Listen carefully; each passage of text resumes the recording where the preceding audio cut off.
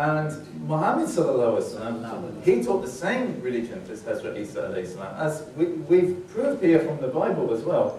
But Allah confirms in the Quran. And Muhammad sallallahu alaihi wasallam says the words of Allah, when he was preaching, he would have quoted the Quran, the words of Allah, and he would have said, "Say not Trinity, desist. It will be better for you, for Allah is one Allah, glory be to Him. For exalted is He above having a son. To Him belong all things in the heavens and the earth, and enough is Allah as a disposer of our affairs."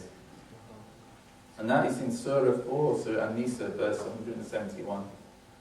So, what I've been doing a bit of reading since I became a Muslim, because there is a command that is the very first command in the Quran that was revealed to Muhammad sallallahu alaihi wasallam by Jibreel alayhi salam. Any of you know it? It was the very first ayah that was revealed of the Quran. Iqra. In the past, the Muslims did Iqra. And because of it, they were leaders in the religions. They were leaders. I mean, some of the Muslims, even they knew the Bibles well, and they knew other religious things well. But even the Christians and the Jews used to sit with them because their understanding of religion was very good. Now, today, do we Iqra? It's out there. We live in what's called the information age. The information age, that's what they've dubbed it now, because we've got the internet, we've got all these libraries, we've got all this wonderful scientific information. And how many people are reading it? With a lot of young people, they're playing on their PlayStations or Xboxes or there's a Nintendo Wii's and that. But if we actually follow the Quran and start with Iqra, start reading firstly the Quran and then reading the Hadith and then reading the other things, and it's useful in this country to read the Bible because Christians will come to you and they will challenge you, and Jehovah's Witnesses, and if you don't know, you might get confused. Yes. The Christian, many people, they get a bit angry with me because they can't confuse me. They start quoting their verses from the Bible and they say, "MashaAllah, this is a very good verse. Have you read this one? Can you turn here?" And you're not supposed to be doing that. Well, it's there. I have a good collection of Bibles as well. I thought I may as well read them. So, if we actually read these things, then we get a good understanding, and this brings us closer to Allah because we realize the truth of our deen, and we also realize that Allah reveals Himself through His ayah, through His signs that are in all of the creation. They're in human society, they're in the trees, they're in the flowers, they're in the universe, they're in the scientific things, as this brother was discussing before me.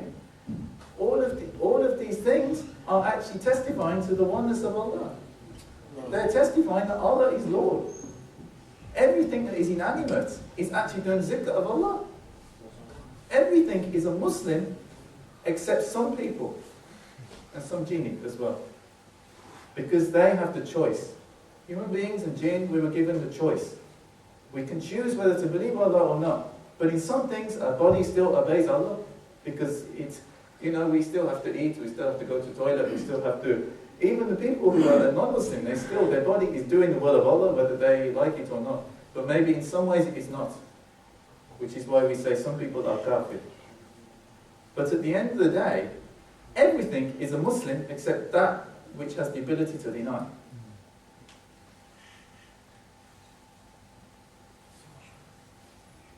So if we actually reflect upon these things and learn about them, then inshallah we'll all become much stronger in the deen of Islam.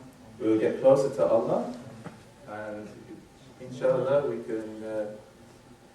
can revive the community and bring everything back to how it should be. There is no reason why we should just look towards the past and say that the past was very good, but now we sit here. Brothers, if we learn about Islam, if we actually bring it into our lives, Islam is a practice, not just for Ramadan, it's for the whole year, for your whole life. Subhanallah. Narayat Takbir. Narayat Salat.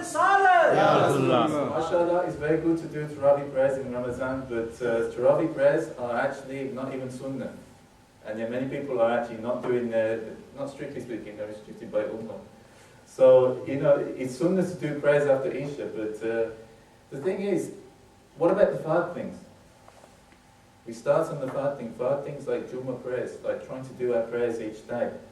If we're at work, then try and find a way. And then trying to live Islam. This is what this is about. Inshallah. And if we live Islam, we will be a wonderful community. And people out there will see Islam in us if we achieve this, and they will come towards Islam, flocking towards Islam. And this is how it was in the past. May Allah bless our community and inshallah bring us back to this. Assalamu alaikum.